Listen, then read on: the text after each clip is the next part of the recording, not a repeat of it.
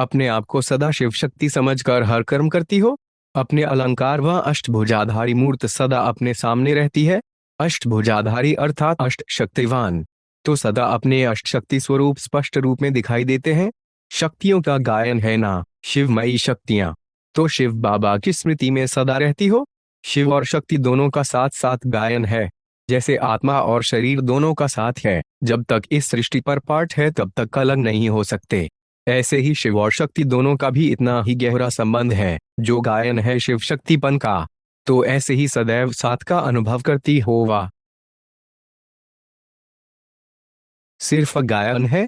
सदा साथ ऐसा हो जो कोई भी कभी इस साथ को तोड़ न सके, मिटा न सके। ऐसे अनुभव करते हुए सदा शिवमयी शक्ति स्वरूप में स्थित होकर चलो तो कभी दोनों के लगन में माया विघ्न डाल नहीं सकती। कहावत भी है दो दस के बराबर होते हैं। तो जब शिव और शक्ति दोनों का साथ हो गया तो ऐसी शक्ति के आगे कोई कुछ कर सकता है। इन डबले शक्तियों के आगे और कोई भी शक्ति अपना वार नहीं कर सकती, वह हार खिला नहीं सकती। अगर हार होती है वह माया का वार होता है ये, तो क्या उस समय शिव शक्ति स्वरूप में स्थित हो, अपने अष्ट शक्तियां संपन्न संपूर्ण स्वरूप में स्थित हो। अष्ट शक्तियों में से अगर कोई भी एक शक्ति की कमी है तो अष्टभुजाधारी शक्तियों का जो गायन है वह हो सकता है। सदैव अपने आप को देखो कि हम सदैव अष्ट शक्तियां शिव शक्ति होकर के चल रही हैं। जो सदा अष्ट शक्तियों को धारण करने वाले हैं वही अष्ट देवताओं में आ सकते हैं। अगर अपने में कोई भी शक्ति की कमी अनुभव करते हो तो अष्ट देवताओं में आना मुश्किल है। और अष्ट देवता सारी सृष्टि के लिए इष्ट रूप में गाय और पूजे जाते हैं।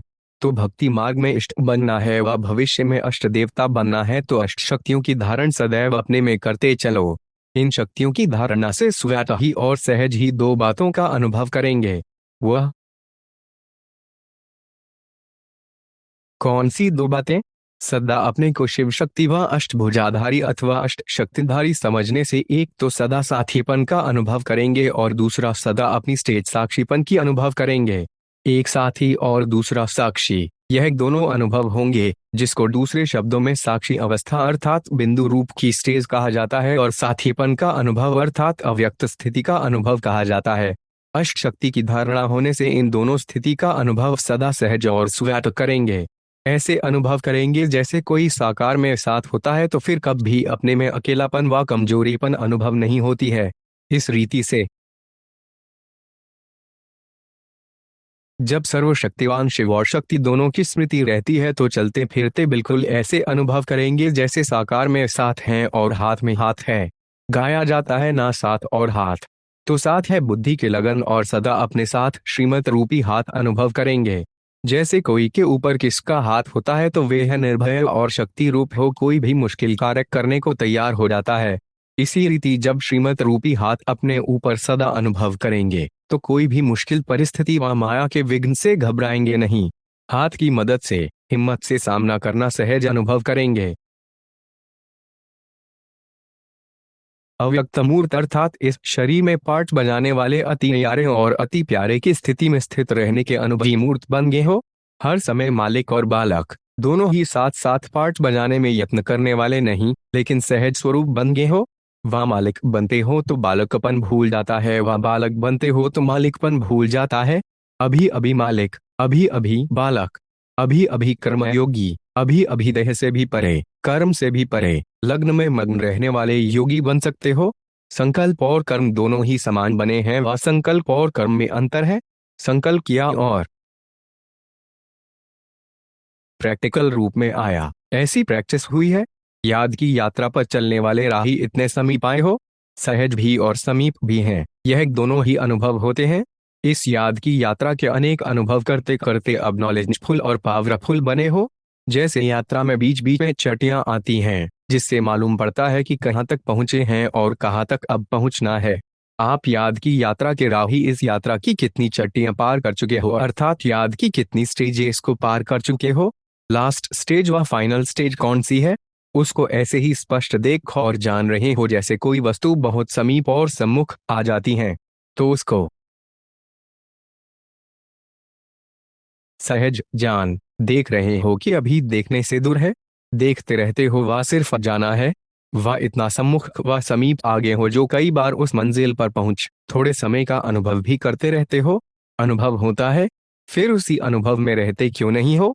स्थिति का अनुभव होता है, बाकी स्थित रहना नहीं आता। ऐसे सदा स्थित क्यों नहीं हो पाते हो? कारण सर्विस व जो ब्राह्मणों के कर्म है, जिस कर्म को अलौकिक कर्म कहा जाता है, ऐसे अलौकिक कर्म व ईश्वरीय सेवा कभी स्थिति से नीचे लाने के निमित्त नहीं बन सकते। अगर कोई को ऐसे अनुभव होता है कि अलौकिक कर्म के कारण नीचे आते हैं, तो उसका अर्थ है कि उस आत्मा को अलौकिक कर्म करने की कला नहीं आती है। जैसे कला दिखाने वाले कलाबाज व सर्कस में काम करने वाले हर कर्म करते हुए हर कर्म में अपनी कलाबाजी दिखाते हैं, उन्हों का हर कर्म कला बन जाता है। तो क्या आप श्रेष्ठ आत्माएं, कर्मयोगी, निरंतर योगी, सहयोगी, राजयोगी हर कर्म को न्यारे और प्यारे रहने की कला में नहीं कर सकते? जैसे उन्हों के शरीर की कला देखने के लिए कितने लोग इच्छुक होते हैं, आपकी बुद्धि की कला, अलौकिक कर्म की कला देखने के लिए सारे विश्व की आत्माएं इच्छुक बनकर आवेंगी। तो क्या अब यह कला नहीं दिखावेंगे? जैसे वह लोग शरीर के कोई भी अंग को जैसे चाहे, जहां चाहे, जितना समय चाहे कर सकते हैं, यही तो कला है। आप सभी भी बुद्धि को जब चाहो, जितना समय चाहो, जहां स्थित करना चाहो वहां स्थित नहीं कर सकते हो। वह है शरीर की बाजी, यह है बुद्धि की। जिसको यह कला आ जाती है वही 16 कला संपन्न बनते हैं। इस कला से ही अन्य सर्व कलाएं स्वतः ही आ जाती हैं। ऐसे एक देही अभिमानी स्थिति सर्व विकारों को सहज ही शांत कर देती है। ऐसे यही बुद्धि की कला सर्व कलाओं को अपने में भरपूर कर सकती है, वह सर्व कला संपन्न बना सकती है। तो इस कला में कहाँ तक अभ्यासी व अनुभवी बने हो? अभी अभी सभी को डायरेक्शन मिले कि एक सेकंड में अशरीरी बन जाओ, तो बन सकते हो? सिर्फ एक सेकंड में स्थित हो सकते हो? जब बहुत कम में व्यस्त हो ऐसे समय भी डायरेक्शन मिले।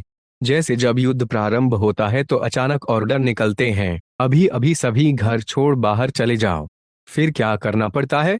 जरूर करना पड़े तो बाप दादा भी अचानक डायरेक्शन दे कि इस शरीर रूपी घर को छोड़, इस देह अभिमानी की स्थिति को छोड़ दे ही अभिमानी बन जाओ, इस दुनिया से परे अपने स्वीट होम में चले जाओ, तो कर सकेंगे? युद्ध स्थल में रुक तो नहीं जावेंगे? युद्ध करते करते ही समय तो नहीं बिता देंगे कि देश जावे न जावे, जाना ठीक होगा व नहीं, यह ले जावे व छोड़ जावे, इस सोच में समय गंवा देते हैं। ऐसे ही अशरीरी बनने में अगर युद्ध करने में ही समय लग गया तो अंतिम पेपर में मार्क्स व डिवीजन कौन सा आवेगा? अगर युद्ध करते करते रह गए तो क्या फर्स्ट डिवीजन में आवेंगे? ऐसे उपराम एवर रेडी बने हो, सर्विस करते और ही स्थिति शक्तिशाली हो जाती है, क्योंकि आपकी श्रेष्ठ स्थिति ही इस समय की परिस्थितियों को परिवर्तन में लावेगी। तो सर्विस करने का लक्ष्य क्या है? किस लिए सर्विस करते हो? परिस्थितियों को परिवर्तन करने लिए ही तो सर्विस करते हो ना। सर्विस में स्थिति साधारण रहे तो वह सर्विस हुई। इस याद की यात्रा की मुख्य 4 सब्जेक्ट्स हैं, जिसे चेक करो कि कहां तक पहुंचे हैं। पहले स्थिति थी, वो अब भी कोई कोई की है। वह क्या? वियोगी। दूसरी स्टेज वियोगी के बाद योगी बनते हैं। तीसरी स्टेज योगी के बाद सहयोगी बनते हैं। सहयोगी बनने के बाद लास्ट स्टेज है सर्वत्यागी बनते हैं। इन 4 सब्जेक्ट्स को सामने रखते हुए देखो कि कितनी पौड़ियां पार की हैं, कितने तक ऊपर चढ़े हो। क्या अभी तक भी बार बार का वियोगी तो नहीं बनते हो? सदा योगी व सहयोगी बनकर के चलते हो। अगर कोई भी विघ्न आता है, विघ्न के वश होना अर्थात वियोगी होना, तो वियोगी तो नहीं बनते हो।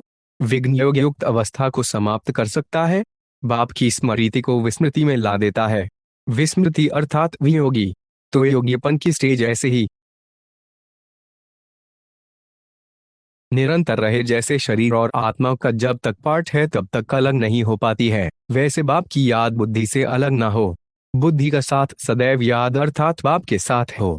ऐसे को कहा जाता है योगी, जिसको और कोई भी स्मृति अपनी तरफ आकर्षित न कर पावे। जैसे बहुत ऊंची व श्रेष्ठ पावर के आगे कम पावर वाले कुछ भी नहीं कर पाते हैं, ऐसे अगर सर्वशक्तिवान की याद सदा साथ है तो और कोई भी याद बुद्धि में अंदर आ नहीं सकती। इसको ही सहज और स्वैत योगी कहा जाता है। वह लोग कहते हैं और यहाँ है स्वैत योगी। तो ऐसे योगी बने हो। ऐसा योगी सदा हर सेकेंड, हर संकल्प, हर वचन, हर कर्म में सहयोगी अवश्य होगा।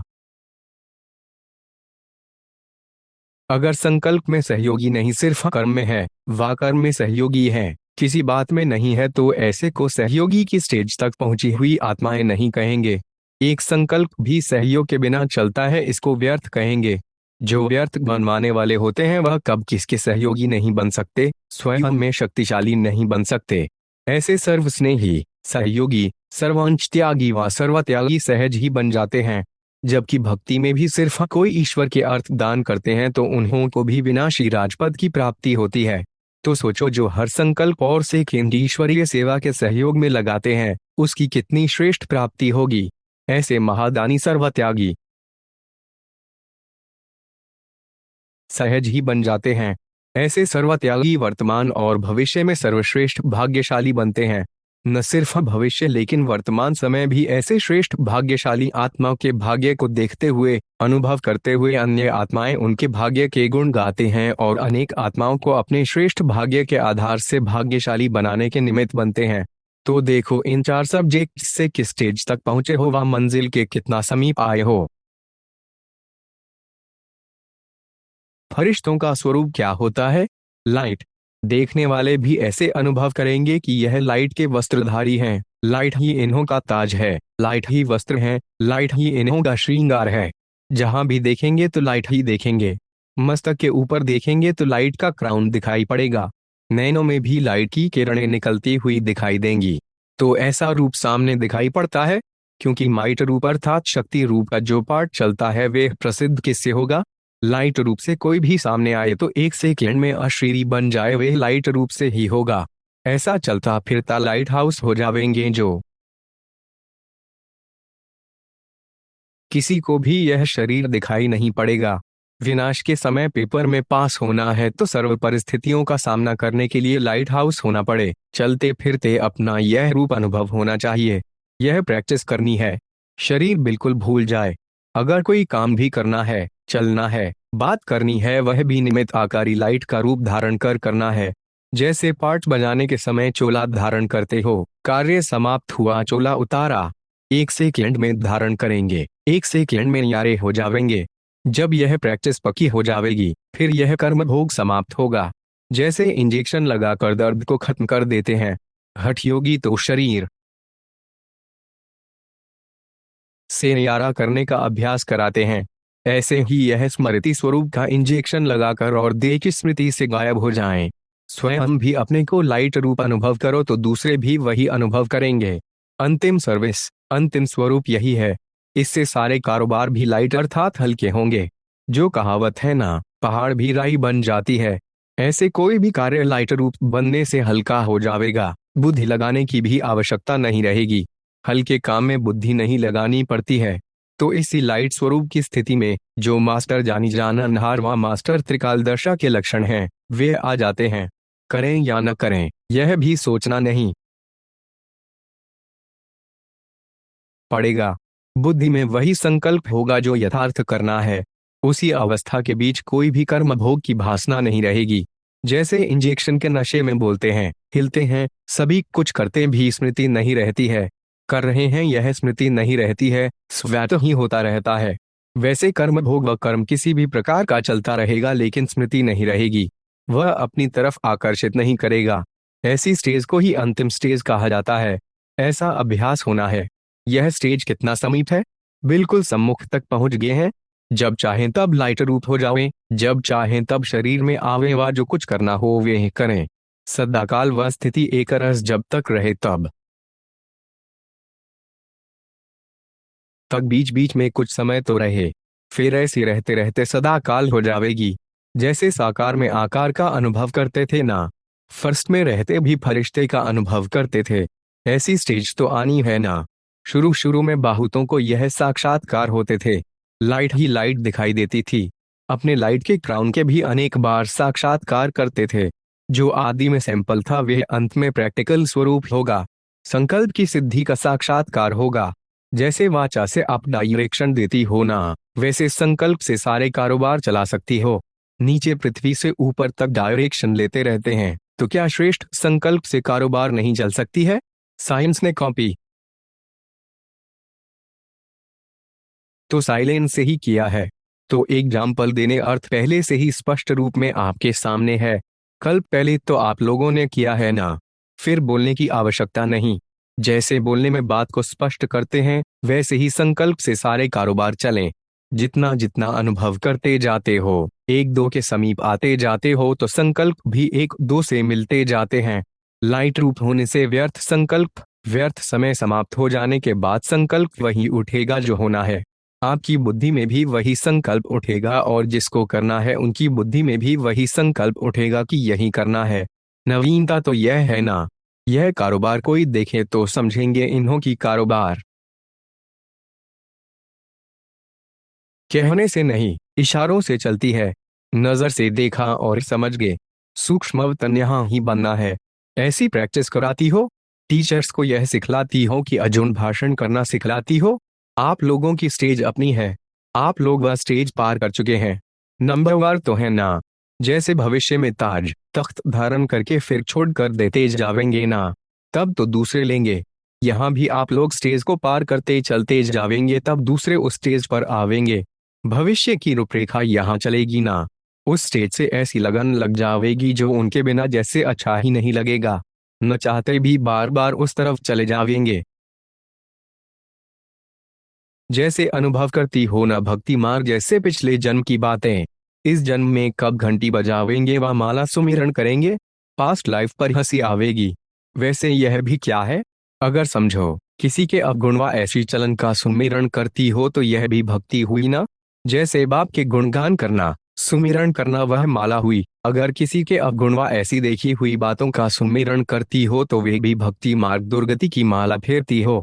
मन में संकल्प करना यह भी जाप हुआ ना। जैसे वह अजपा जाप करते रहते हैं, वैसे संकल्प चलते रहते हैं, बंद नहीं होते, तो यह भी जाप हुआ। यह है भक्ति के दुर्गति की रस्म। एक दो को सुनाते हो, यह घंटियां बजाती हो, फलानी ने यह किया, यह किया। यह भक्ति दुर्गति की रस्म है। मधुबन निवासी तो ज्ञान स्वरूप है ना। कोई भी दुर्गति की रीति रस्म चाहे स्थूल चाहे सूक्ष्म है, उनसे वैराग्य आना चाहिए। जैसे भक्ति के स्थूल साधनों से वैराग्य आ गया नॉलेज के आधार पर, वैसे इन भक्ति मार्ग के रस्म से भी ऐसे वैराग्य आना चाहिए। इस वैराग के बाद ही याद की स्पीड बढ़ सकेगी। नहीं तो कितना भी पुरुषार्थ करो, जैसे भक्त लोग कितना भी पुरुषार्थ करते हैं भगवान की याद में बैठने का, बैठ सकते हैं। कितना भी अपने को मानते हैं, कष्ट करते हैं, भिन्न रीति से समय देते हैं, संपत्ति लगाते हैं, फिर भी हो सकता है। यहाँ भी अगर दुर्गति मार्ग की रीति रस्म है तो याद की यात्रा की स्पीड बढ़ नहीं सकती, अटूट याद हो नहीं सकती। घंटियां बजाना आदि छूट गया कि स्थूल रूप में छोड़ सूक्ष्म रूप ले लिया। भक्तों को तो खूब चैलेंज करते हो कि टाइम वेस्ट मनी वेस्ट करते हो। अपने को चेक करो कहाँ तक ज्ञानी तू आत्मा बने हो। ज्ञानी तू आत्मा का अर्थ ही है हर संस्कार हर बोल ज्ञान सहित हो, कर्म भी ज्ञान स्वरूप हो। इसको ज्ञानी तू आत्मा कहा जाता है। आत्मा में जैसे जैसे संस्कार हैं वे ऑटोमेटिकली वर्क करते हैं। ज्ञानी तू आत्मा के नेचुरल कर्म बोल ज्ञान स्वरूप होंगे। इस समय सभी कहाँ बैठे हो, साकारी दुनिया में बैठे हो व आकारी दुनिया में बैठे हो। आकारी दुनिया में इस साकार दुनिया के आकर्षण से परे अपने को अनुभव करते हो व आकारी रूप में स्थित होते साकारी दुनिया की कोई भी आकर्षण अपनी तरफ आकर्षित नहीं करती है। साकारी दुनिया के भिन्न भिन्न प्रकार के आकर्षण से एक सेकंड में अपने को यारा और बाप का प्यारा बना सकते हो। कर्म करते हुए कर्म बंधनों से परे बंधन युक्त से बंधन मुक्त स्थिति अनुभव करते हो। अभी अभी आप रूहानी महावीर महावीरनियों को डायरेक्शन मिले कि शरीर से परे अशरीरी आत्म अभिमानी बंधन मुक्त योग युक्त बन जाओ, तो एक सेकंड में स्थित हो सकते हो। जैसे हठ योगी अपने श्वास को जितना समय चाहे उतना समय रोक सकते हैं। आप सहज योगी स्वैत योगी सदा योगी कर्म योगी श्रेष्ठ योगी अपने संकल्प को श्वास को प्राणेश्वर बाप के ज्ञान के आधार पर जो संकल्प जैसा संकल्प जितना समय करना चाहो उतना समय उसी संकल्प में स्थित हो सकते हो। अभी अभी शुद्ध संकल्प में रमण करना, अभी अभी एक संकल्प में स्थित होना, यह प्रैक्टिस सहज कर सकते हो। जैसे स्थूल में चलते चलते अपने को जहां चाहे रोक सकते हो। अचल अडोल स्थिति का जो गायन है वह किन्हों का है, तुम महावीर महावीरनिया श्रीमत पर चलने वाले श्रेष्ठ आत्माएं हो ना। श्रीमत के सिवाय और सभी मतें समाप्त हो गई ना। कोई और मत वार तो नहीं करती। मन मत भी वार न करे। शास्त्रवादियों की मतें, गुरुओं की मत, कलयुगी संबंधियों की मत, यह तो समाप्त हो ही गई। लेकिन मनमत अर्थात अपनी अल्पज्ञ आत्मा के संस्कारों के अनुसार संकल्प उत्पन्न होता है और उस संकल्प को वाणी व कर्म तक भी लाते हैं, तो उसको क्या कहेंगे? इसको श्रीमत कहेंगे। वह व्यर्थ संकल्पों की उत्पत्ति को श्रीमत कहेंगे। तो श्रीमत पर चलने वाले एक संकल्प भी मनमत व आत्माओं के मत अर्थात परमत पर नहीं कर सकते। स्थिति की स्पीड तेज न होने कारण कुछ न कुछ श्रीमत में मनमत व परमत मिक्स होती है। जैसे स्थूल कार चलाते हो, पेट्रोल के अंदर अगर जरा भी कुछ खिचड़ा मिक्स हो जाता, रिफाइन नहीं होता है, तो स्पीड नहीं पकड़ेगी। ऐसे ही यहाँ भी स्पीड नहीं बढ़ती। चेक करो वा कराओ कि कहीं मिक्स तो नहीं है। यह मिक्स फिक्स होने नहीं देती, डगमग होती रहती है। श्रेष्ठ आत्माएं, पद्मा पद्म भाग्यशाली आत्माएं एक कदम भी पद्मों की कमाई के बिना नहीं बनवाते हैं। रूहानी ड्रिल आती है ना, अभी अभी निराकारी, अभी अभी आकारी, अभी अभी साकारी कर्मयोगी। देरी नहीं लगनी चाहिए। जैसे साकार रूप अपना है वैसे ही निराकारी आकारी रूप भी अपना ही है ना। अपनी चीज को अपनाना, उसमें देरी क्या? पराई चीज को अपनाने में कुछ समय लगेगा, सोच चलेगा, लेकिन यह तो अपना ही असली स्वरूप है। जैसे स्थूल चोले को कर्तव्य के प्रमाण धारण करते हो और उतार देते हो, वैसे ही इस साकार देह रूपी चोले को कर्तव्य के प्रमाण धारण किया और न्यारा हुआ। लेकिन जैसे स्थूल वस्त्र भी अगर टाइट होते हैं तो सहज उतरते नहीं हैं, ऐसे ही अगर आत्मा का यह देह रूपी वस्त्र देह के, दुनिया के, माया के आकर्षण में टाइट अर्थात खिंचा हुआ है तो सरल उतरेगा नहीं अर्थात सहज न्यारा नहीं हो सकेंगे। समय लग जाता है, थकावट होती है। कोई भी कार्य जब संभव नहीं होता है तो थकावट व परेशानी हो ही जाती है। परेशानी कभी एक ठिकाने टिकने नहीं देती। तो यह भक्ति का भटकना क्यों शुरू हुआ? जब आत्मा इस शरीर रूपी चोले को धारण करने और न्यारे होने में असमर्थ हो गई, यह देह का भान अपने तरफ खींच गया, तब परेशान होकर भटकना शुरू किया। लेकिन अब आप सभी श्रेष्ठ आत्माएं इस शरीर के आकर्षण से परे एक सेकंड में हो सकते हो। ऐसी प्रैक्टिस है। प्रैक्टिस की परीक्षा का समय कौन सा होता है? जब कर्म भोग का जोर होता है। कर्मेंद्रियां बिल्कुल कर्म भोग के वश अपने तरफ आकर्षण करें, जिसको कहा जाता है बहुत दर्द है। कहते हैं ना बहुत दर्द है, इसलिए थोड़ा भूल गई। लेकिन यह तो tug of war, tug of war, रसाकशी का समय है। ऐसे समय कर्म भोग को कर्मयोग में परिवर्तन करने वाले, साक्षी हो कर्मेंद्रियों को भोगवाने वाले जो होते हैं, उनको ही अष्टरत्न कहा जाता है, जो ऐसे समय विजयी बन दिखाते हैं।